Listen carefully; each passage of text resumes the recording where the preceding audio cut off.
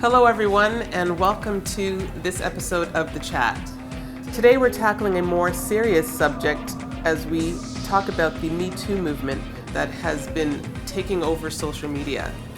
We're going to talk about our experiences as women and how we've handled certain situations in our lives and what we think is going to come out of this and how we can move forward. So join us after the break as we discuss this.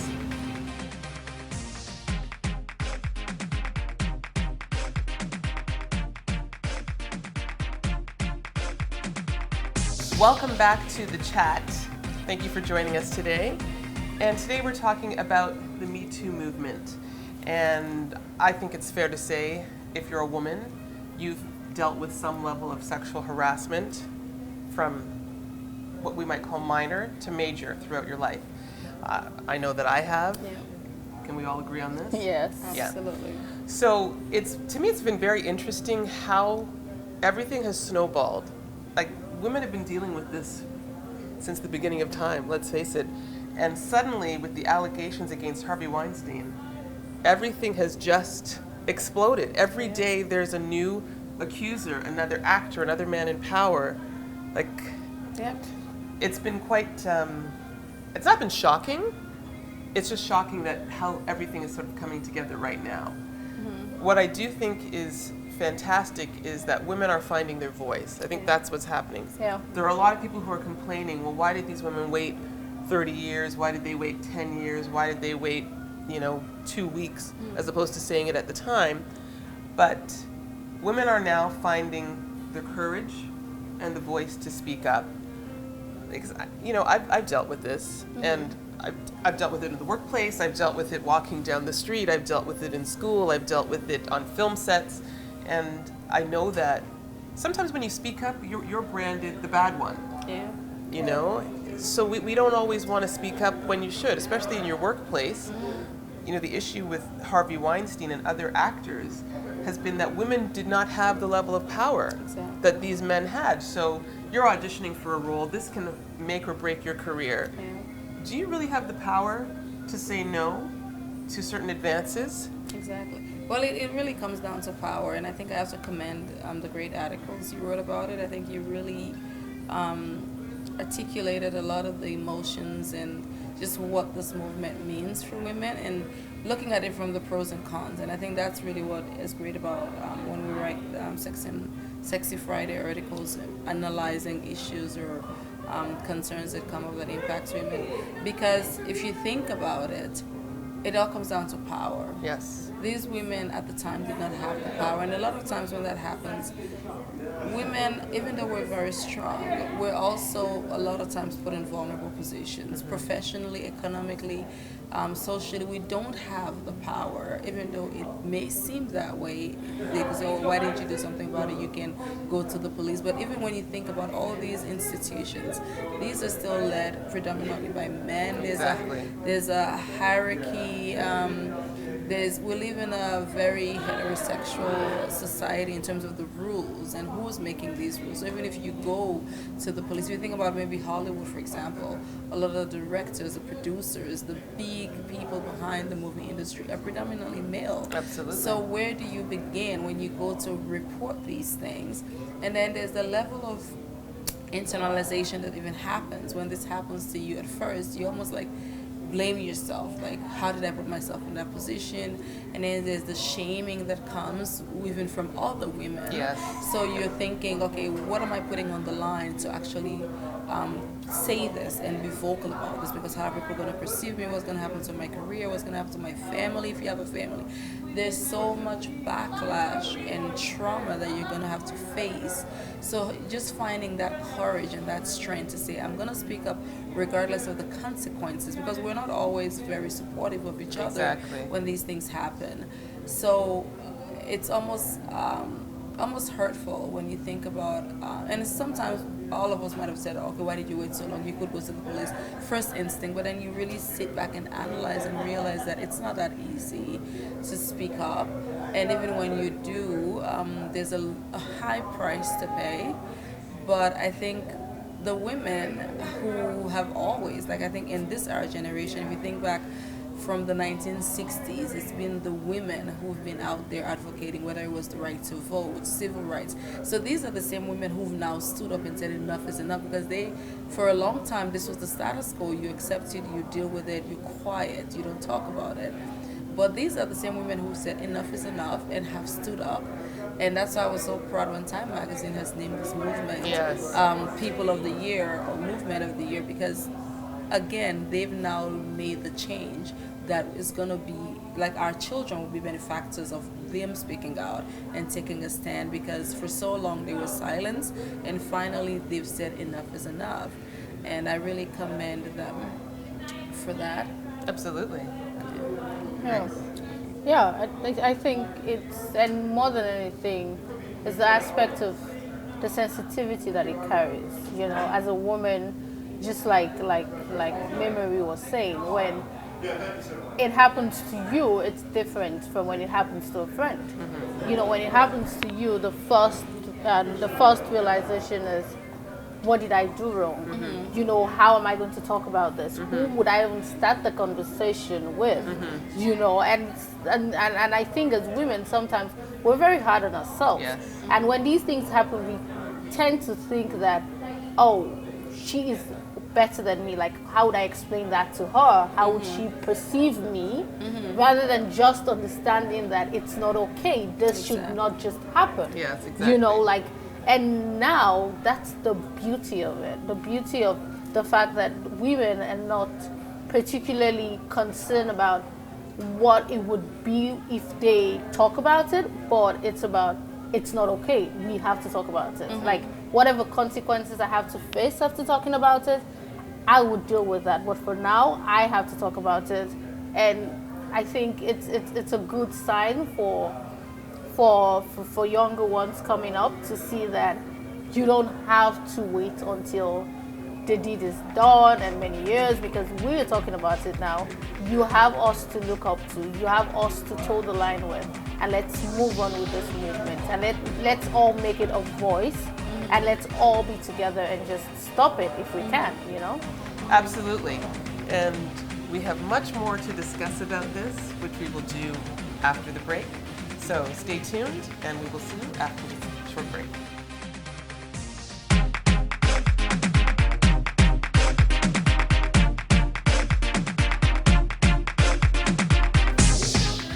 Hello, everyone, and welcome back to the chat.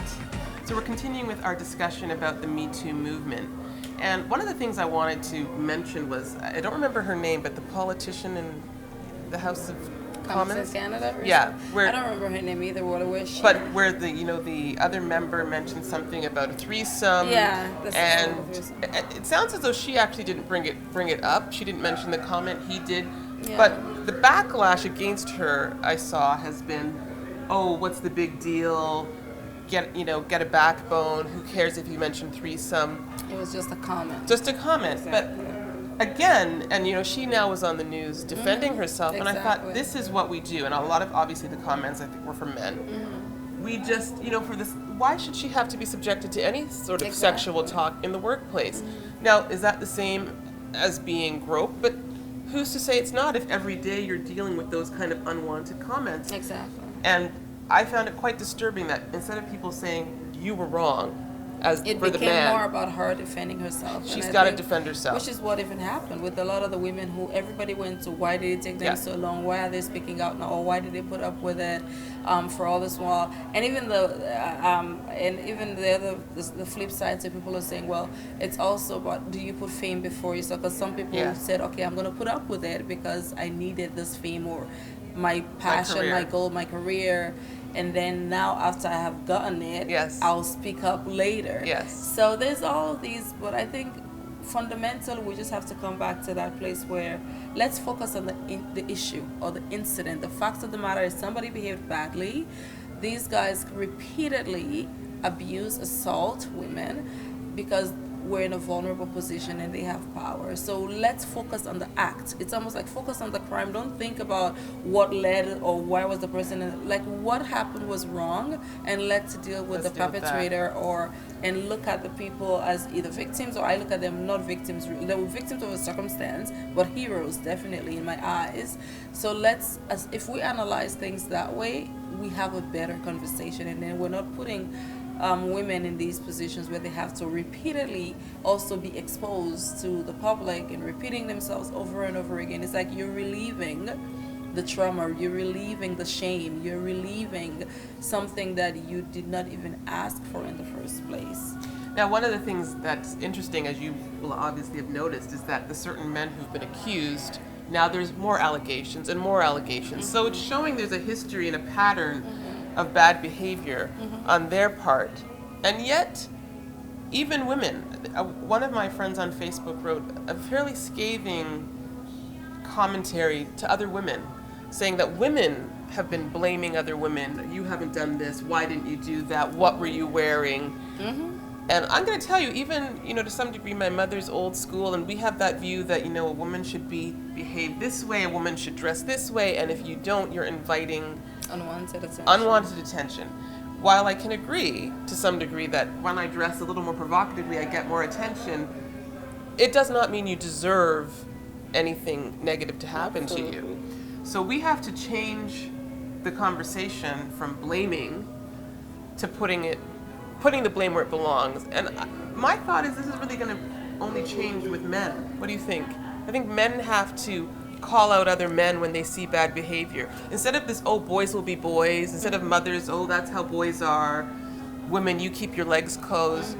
We have to start putting the blame on men, and men have to put the blame on other men.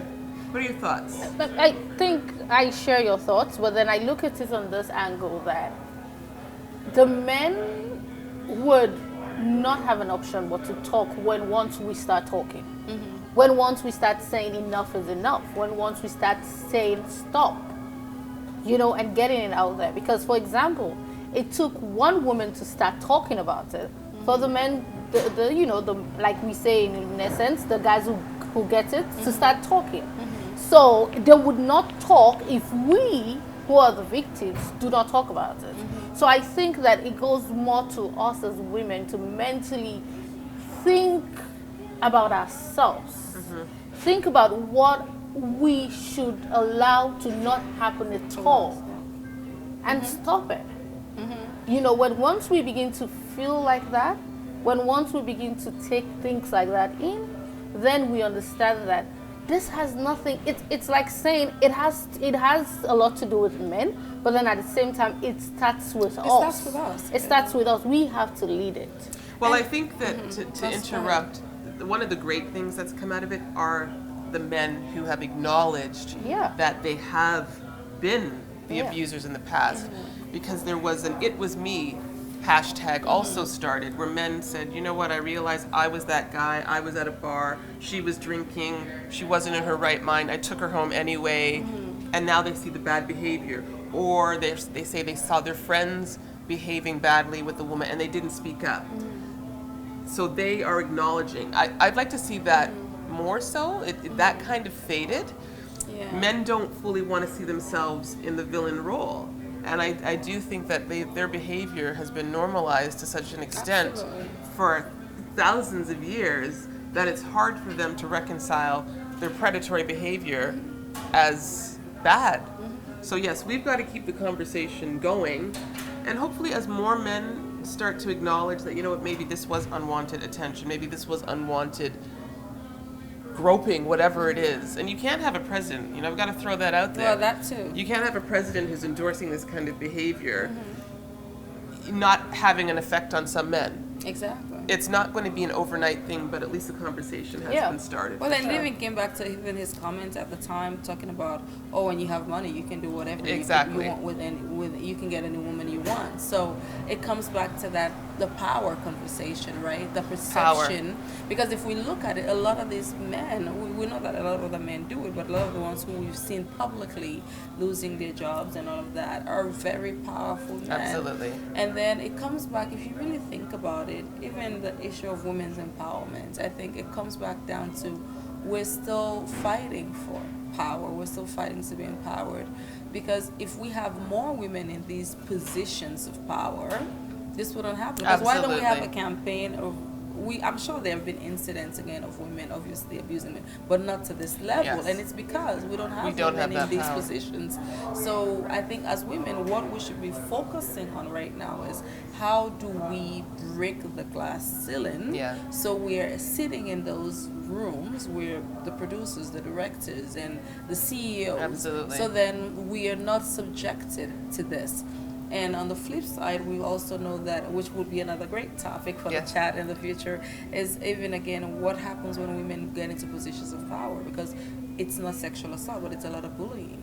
There are a lot of female leaders that bully other women. Women have cried at jobs because they're being bullied by other women. Women almost feel like they've got to act like men. Tougher, when exactly. And here's just a general question before we have to close up this segment. Do you think it's a good thing that these men have been fired, let go of their positions? Yes, no? Do you feel mixed about that? Or absolutely. Bad behavior, fire them? I think it's right that they're fired. Yes. Because there has to be some consequence of actions like that. Because that's the only way it would stop to some extent, you know? Absolutely. Because if I do something and I know that I am not going to have any consequence, you're going to keep doing it. Exactly. And I'm going to do it gladly. Yes. Exactly. You know? So I think definitely they should be fired, but I think it's a little hypocritical because it's almost like, first of all, a lot of this, you don't fire somebody instantaneously if you didn't. There have been allegations, there are lawsuits against these people. So these heads of these organizations knew this was happening. So it was just like, oh my God, now the world knows we have to act swiftly. Yes. We have to pretend or act as if we're acting. Yes, exactly. But you haven't been like Matt Lauer, like that situation. They've known for years. So Bill I think O'Reilly. Hypocritical because there's so many others who who's are next? doing it, who we know need to be fired, who probably have allegations against them. Even the people doing the firing might even be doing this. It's just that people don't know. No, honestly, right? Well, isn't it like if you... I think there's a lot more that needs to be done besides just the firing. But I think let's go to a break and then we'll come back and... Yes, okay. As you can see, we have a lot to say on this topic, and we could go on and on, absolutely. So we will take a break at this moment, and we'll be back to continue this discussion and to close it out. Thanks for watching.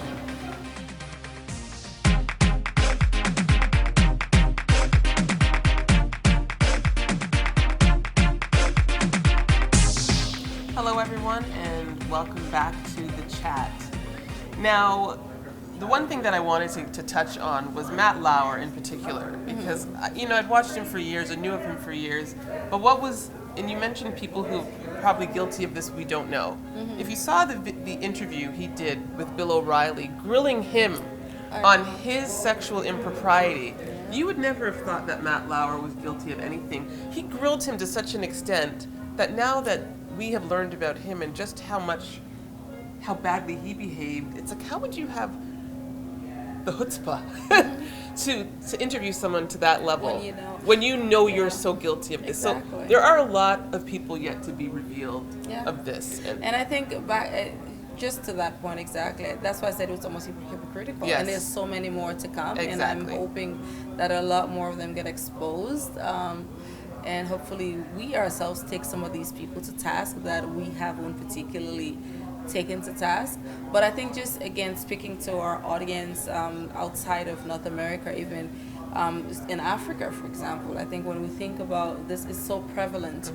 And what do we think? How would we see this unfolding, or if at all, Grace? Tougher conversation, I think. Like what if, like, would we even see this happening there or succeeding at this level? Because it's so entrenched. So it just takes me to a post I saw on Facebook So a Sierra Leonean actually put it on Facebook. She's a very prominent Sierra Leonean woman, and she said, what if this whole Me Too campaign and the exposure that women are beginning to talk about the things they've gone through by men, what if also Sierra Leonean women begin to do that? And the comments were just out of this world, because it was obvious that no woman was particularly calling any man's name out, but everybody was agreeing to her that obviously, the names that would be out of this world. So, as a Leonean woman as I am, it's obvious. Like I've gone through it, and so I feel that psychologically we might not have particularly gotten to that point where we're as bold as women in US to begin to talk about it, but I feel we are getting there. We are at that point now when we are mentally fed up. We're mentally fed up because I was privileged to have a conversation with someone, a young lady that is doing very well. She's so talented. Yes. She is a journalist. She's an aspiring journalist, and so here or in Sierra Leone? No, in Sierra Leone, and she's working in one of the leading TV stations back home, and unfortunately, she's been sexually harassed to the point that she has to stop, and because of the line of what I do back home, she felt comfortable to talk to me about it, and it was just absurd to the things she told me about the people that were doing these things to her. And one of the individuals was someone I actually know, and to a large extent I have a level of respect for him. And and so she said, I have to stop walking there. I have to just stay home and just wait and see what can unfold, because I can't take this anymore, and I just can't see myself doing all of this. And so when this whole exposure started happening, she was the first person that came to mind. And I just thought about it. I'm like, what would she be going through now? Because she would be like, how I wish I can be as bold as these people that speak out. And I called her through WhatsApp, and I was like, I hope you're okay, and I hope that the conversations of other women, even though they're not Sierra Leonean women, would give you hope and understand that someday would come like this. Did she feel emboldened at all, or she's still not comfortable to speak out about it? No, obviously she's not. So she's at this point where she feels she doesn't mind talking about it, but one thing I'll tell you is our system is not to that point yet. It's not to that point where we're particularly ashamed of what the society would think, and we want to take it out. Unlike organizations in this part of the world, it's quite different. Like just the perception, just about their branding and things like that. So they would rather just say, you know what, you the individual who's accused, go out. We can't risk this whole thing being associated with our company. When back home, it's different. Like. There's so much of everything. And that somebody even do. made the comment and said, if that were to come here, like literally everybody would be out of a job, almost like every man, because seriously, it's just so prevalent that it almost is like even when she speaks out, it almost is like there's more value to her speaking out to a global audience almost than a local audience, that's a good because point. it wouldn't, the price to pay will just be harsher on her side. She'll suffer more of a consequence than even the perpetrators, which is where I think as a society, as a continent, I hope, and it comes back to the empowerment, because when you think about it, there's so much dependence on men for so much, or your parents. Like if you're not subjected to that, let's say for survival from a man, then there's a reliance on your family if you're privileged enough to come from a family that can support you. So when you think about it, it comes back to lack of economic power, a lack of a strong and viable middle class. So young people graduating cannot have jobs because there's not enough jobs. So you're subjected to these things to be able to even get a job. So you can still go to university. And even when you're in university, it happens again where you're abused by professors for grade. It's just so prevalent and sickening. But again, it's because there's so few resources. So you have even when there are jobs, it's not enough to cater to everybody. It's not like here you can go to McDonald's or Wendy's and get a job even at 16 or 12. Right. There it's not so easy.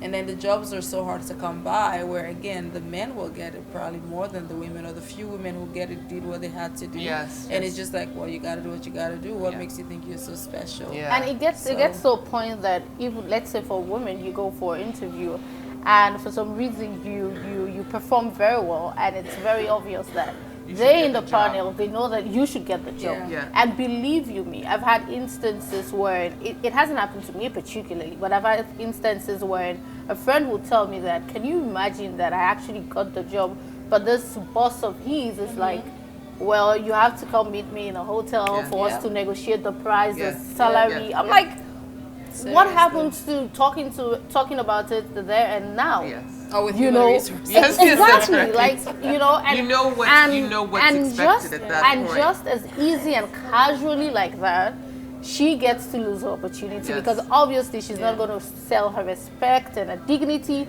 for a job. Yes. And like Mary said, that's just the sad part of it. And then Because- what's worse is then some women might have to Oh yeah.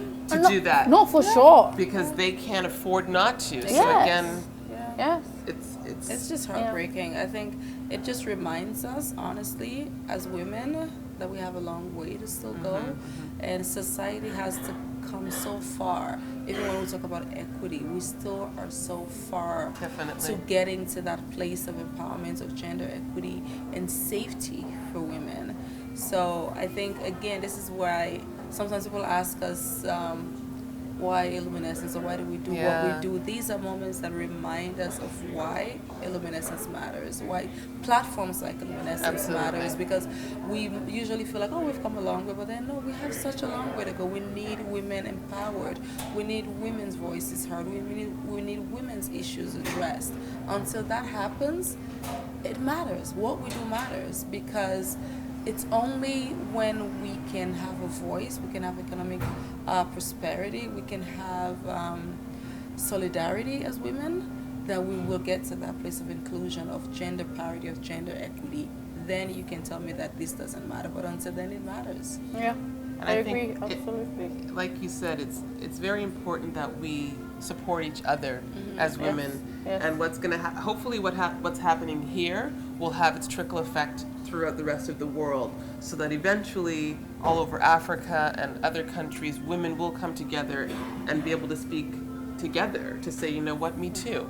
So this woman that you talked about, she won't be alone, and she won't feel alone, and she won't have to lose her job, because she'll be standing with thousands of other women who are all saying, we have gone through this too, and we're not going to take it anymore. And that really even brings me to a key point that we always forget. This moment just reminded me that that's the common thread we share. Whether it's a woman in Africa, it's women in the people we perceive as successful celebrities, and they've made it. Yes. They're still going through the same exact thing that Yeah. our colleague and our friend or our family member or relatives or just people in developed countries are going through the same thing. So this reminds us that women have the same struggles. Yeah, We're absolutely. going through the same challenges regardless of where we are. Yeah. So that solidarity, that sisterhood, it has to resonate across time and place and social class and status, because it doesn't matter where you are or how powerful you are, you're still exposed to the same challenges and the same vulnerabilities as every other woman. So when we fight and advocate as women, we should be advocating as women, not as black women or white women or rich versus poor, because we, when it comes down to it, are a vulnerable gender or a vulnerable group. Because depending on how you want to self-identify, it doesn't even matter anymore gender, because all the people are going through it regardless of even gender at this point. Yes, that's true too. Because Power. it comes to sexual assault and power, right? Right. So I think this really is a moment where we should look at it as a united struggle, right? And advocate with a united voice versus just one area or another. That's an excellent point, and on that note, we're going to close. But hopefully women around the world, as we've said, and as Mary Marie so eloquently pointed out, we all have a common thread. We are all the same. Race, religion, everything else aside, we have common struggles. And if we can come together, we can fight them and win. Thank you for tuning in to this episode of The Chat, and see you next time.